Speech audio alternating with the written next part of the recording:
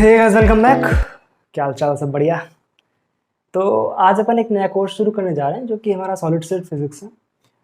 इस कोर्स को अपन इस तरह से पढ़ेंगे कि जैम, जस्ट, टीआईएफआर, जितने भी अदर एग्जाम है लाइक बीएससी वगैरह भी, तो इस तरह से पढ़ेंगे कि सारे एग्जाम्स का अपन कवर करने वाले हैं। क्योंकि जो सारे एग्जाम्स हैं उनमें क्वेश्चंस का पैटर्न जो होता है थोड़ा डिफरेंट होता है कि लाइक जैम में किस तरह के क्वेश्चंस आते हैं, जेस्ट में किस तरह के क्वेश्चंस आते हैं। तो क्वेश्चन पैटर्न जो होता है उसमें थोड़ा सा डिफरेंस होता है। तो वो भी देखेंगे कि किस एग्जाम में किस तरह के क्वेश्चंस रेगुलरली पूछे जा रहे हैं। All clear? तो चलो शुरू करते हैं आज अपना solid state physics.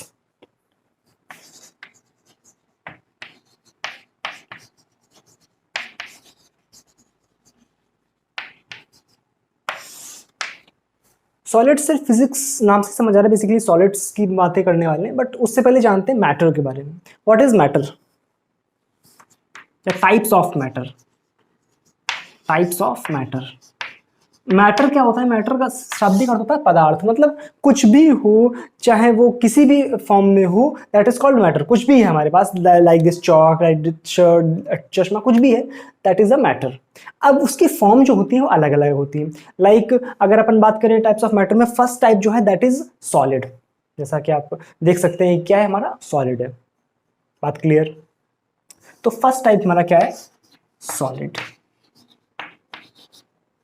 Second thing is liquid.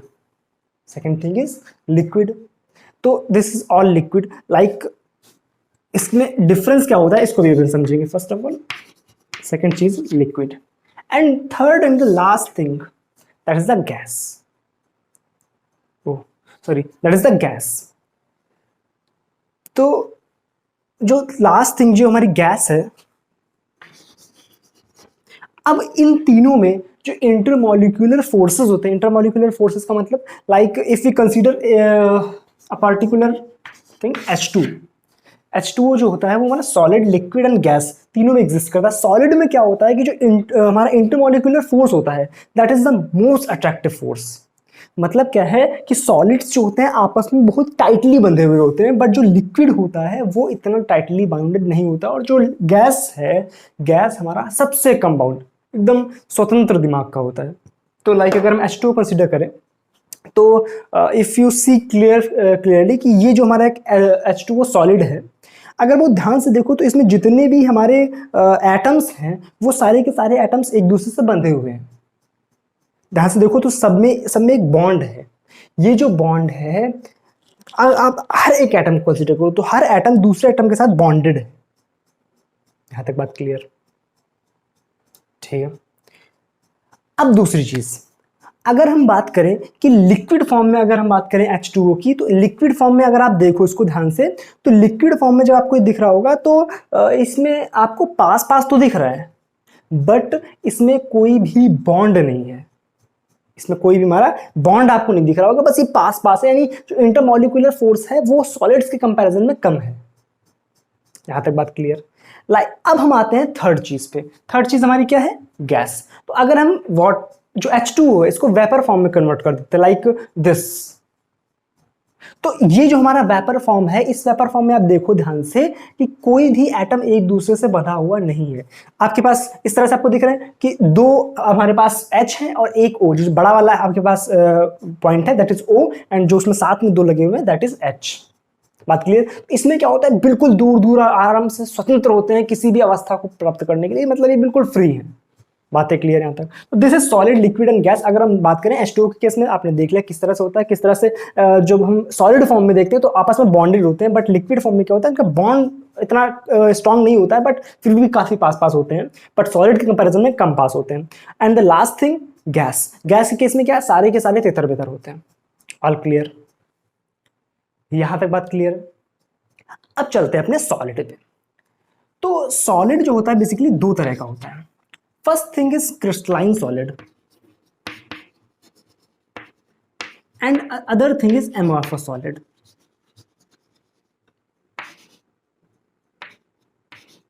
Spelling एक बार चेक कर लेना, मेरे साथ कुछ गड़बड़ ना हो।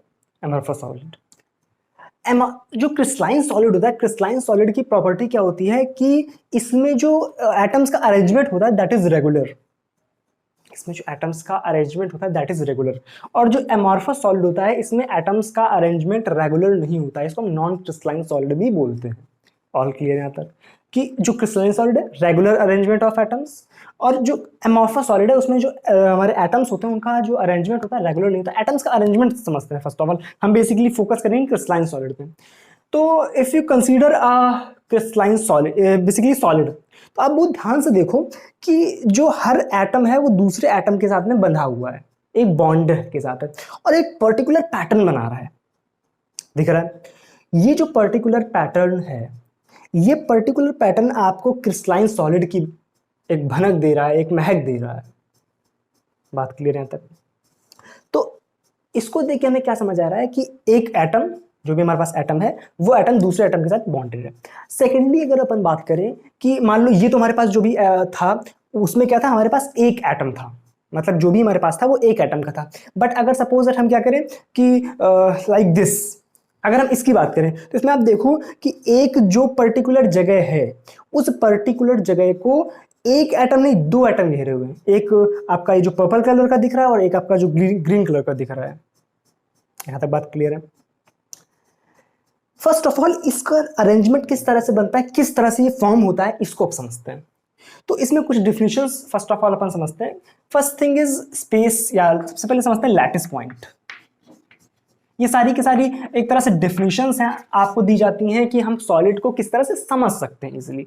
तो लैटिस पॉइंट आप इस तरह से समझ सकते हो कि स्पेस में कुछ पॉइंट्स हैं, like this like this like this, इस तरह से कुछ पॉइंट्स हैं। इन पॉइंट्स पे हम एटम्स को पुट करने वाले हैं। बात क्लियर? तो इन पॉइंट्स पे हम एटम्स को पुट करेंगे जिससे कि हमारा सॉलिड बनने वाला है। तो आप इसका एक एग्जांपल, बहुत प्यारा सा एग्जांपल है, आप समझ सकते हो कि आपने एग क्रेट देखी होगी जो जिसमें अंडे रखे हुए होते हैं, मतलब आपने अगर ये देखा हो, इसमें आप क्या देखोगे कि जो सारे के सारे जो जहाँ पे अंडे रखे जाते हैं, जो खाली जगह है वो एक रेगुलर पैटर्न में दिख रही होंगी आपको।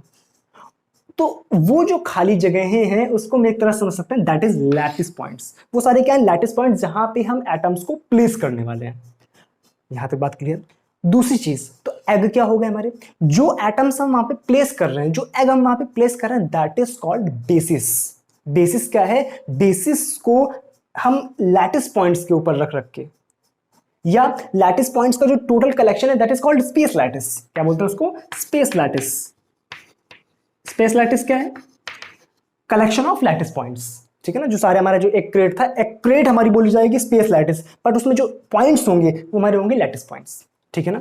तो स्पेस लैटिस में अगर हम एक्स फिल कर रहे हैं, यानी जो एटम्स फिल कर रहे हैं, तो एटम्स को बोलते हैं बेसिस। क्या बोलते हैं, बेसिस। ये सारी की सारी डेफिनेशंस आपको याद रखनी है, ठीक है ना। अपनी भाषा में एक बार लिखोगे सारी चीजें, ठीक है ना। एग्जांपल आप एग क्रेट वाला लिख सकते हो। अब देखो ध्यान से, हमने क्या किया, इस एग क्रेट में हमने एग फिल कर दिया।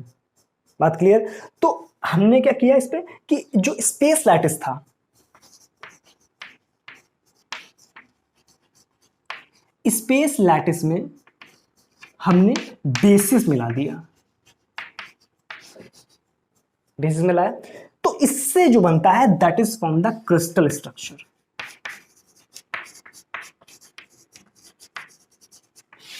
This is crystal structure. यहां तक कोई दिक्कत है? इसको आप एक बार नोट करो, ये नोट हो गया आपका। अब अगली चीज हम क्या समझते हैं, that is a unit cell. अब मान लो हमारे पास क्रिस्टल स्ट्रक्चर था, अब आप फिर से उस वाले फिगर पर आओ, वो जो फिगर अपन बात कर रहे थे कि ये हमारे पास एक जो क्रिस्टल स्ट्रक्चर है, इसमें क्या जगह जगह पे एटम्स प्लेस है, जो रेड कलर के आपको दिख रहे हैं।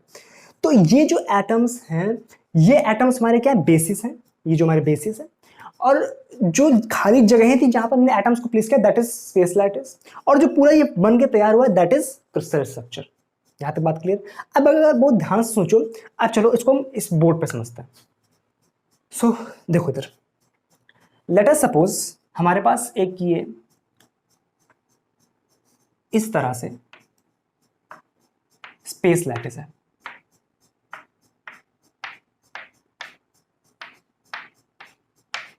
ठीक है। अब ये हमारा स्पेस लैटिस है, इस पे हमने क्या रखा है, एक एक एटम रखा है दैट इज कॉल्ड बेसिस। ये हमारा क्या हो गया, बेसिस प्लस स्पेस लैटिस बन गया। और this is called, this complete system is called a this is called a crystal structure, this is a crystal structure. अब ध्यान से देखो तो आप अगर कल्पना करो एक दीवार की, जो दीवार आपकी ईंटों से मिलकर बनी होती है, तो उसी तरह से जिस तरह से दीवार को बनाने के लिए एक ईंटे की जरूरत होती है, उसी तरह से एक क्रिस्टल स्ट्रक्चर बनाने के लिए एक यूनिट सेल की जरूरत होती है, जैसे दिस। अगर इसका हम रेगुलर रिपीट कर रहे हैं, इसको हम रेगुलर रिपीट कर रहे हैं, तो हमारा पूरा का पूरा क्रिस्टल फॉर्म हो रहा है। तो वो स्मॉलेस्ट यूनिट जिसको रिपीट कर करके हम पूरा का पूरा क्रिस्टल बना देते हैं, that is called unit cell. क्या बोलते हैं उसको? Unit cell. बात क्लियर? यहां तक कोई दिक्कत? तो यूनिट सेल क्या है? यूनिट सेल वो स्मॉलेस्ट यूनिट है जिसको रिपीट करके, like a brick, like a ईंटा, ठीक है ना। तो ईंटे को हम रिपीट कर करके हमारी दीवार बनाते हैं, उसी तरह से इस यूनिट सेल को रिपीट कर करके हम क्या बना देंगे? अपना space lattice, sorry crystal structure. यहां तक बात क्लियर? अब जो हमारा यूनिट सेल होता है दिस, ये भी हमारा दो तरह का होता है। एक हमारा होता है प्रिमिटिव, ठीक, और दूसरा होता है हमारा non primitive. Primitive and non primitive, ये क्या जोल है? प्रिमिटिव यूनिट सेल वो यूनिट सेल होता है जो कि हमारा टोटल एक, या बोल सकते हैं जो total effective number of points होते हैं उसमें सिंगल पॉइंट होता है, लाइक दिस। अगर आप समझें इसको, ये मान लो ये है हमारे पास एक एटम यहां पर, एक एटम यहां पर, एक एटम यहां पर, एक एटम यहां पर, ये इस तरह से था। अब ध्यान से देखो, इस एटम का ये 1/4 पार्ट कवर किए हुए, इस एटम का भी ये 1/4 पार्ट कवर किए हुए, ये एटम का भी 1/4, ये एटम का भी 1/4, तो टोटल मिला के 1/4 × 4, ये चार जो एटम थे उनका 1/4 पार्ट कवर किए, यानी टोटल कितना एटम कवर किए? 1 एटम। तो this unit cell, this complete unit cell is called primitive unit cell. बात क्लियर है? तक लेट अस सपोज कि हमारे पास यही एक इस टाइप का यूनिट सेल था, ठीक है ना, और ये कुछ इस तरह से था, इस तरह से एक सेंटर में भी रखा हुआ था। तो 1/4 1/4 1/4 1/4, ये 1 हो गया टोटल, प्लस दिस, तो इसमें कितने टोटल एटम होगा? 2। तो आप इस तरह समझ सकते हो कि वो यूनिट सेल जिसमें इफेक्टिव नंबर ऑफ पॉइंट्स 1 होता है, यानी जो इफेक्टिव नंबर ऑफ एटम बोल सकते हैं 1 होता है, बट जिसमें इफेक्टिव नंबर ऑफ एटम 1 से ज्यादा होता है या 1 नहीं होता है, उसको हम बोलते हैं non primitive unit cell. All clear? ठीक, यहां तक सारी बातें क्लियर है आपको? ठीक भाई, अब बात करते हैं हम अपने क्रिस्टल स्ट्रक्चर पे वापस आते हैं। यूनिट सेल बात समझ आएगी, तो दिस इज क्रिस्टल स्ट्रक्चर। अब अगर हम बात करें टाइप्स ऑफ क्रिस्टल स्ट्रक्चर, तो अब अपन देखते हैं क्रिस्टल स्ट्रक्चर होता कितने टाइप का है।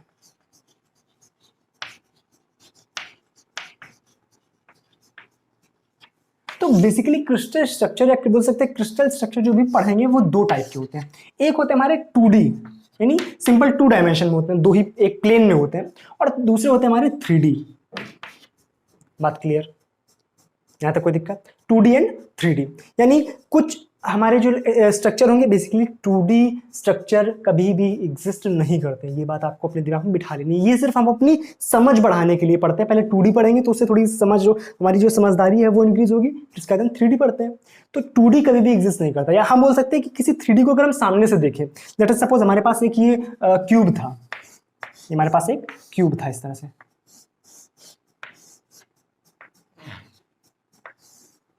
इस तरह से है ये, ठीक। तो इस क्यूब को अगर आप सामने से देखो तो सिर्फ ये स्क्वायर दिखेगा। तो 2D जो है वो कभी भी एग्जिस्ट नहीं करता, बस ये सामने का नजरिया है वो। बात क्लियर? तो 2D के लिए हम समझ सकते हैं लाइक अ स्क्वायर, ठीक है। 3D के लिए समझ सकते हैं लाइक अ क्यूब,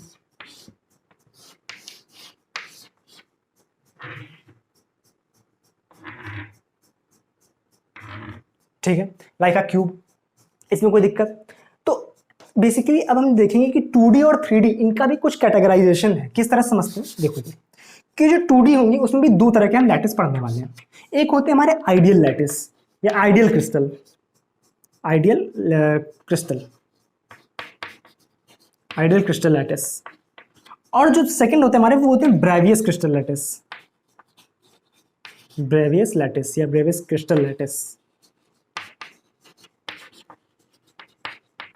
सिमिलरली 3D में भी दो कैटेगराइजेशन होते हैं, वही एक हमारा आइडियल और एक हमारा ब्रेवियस।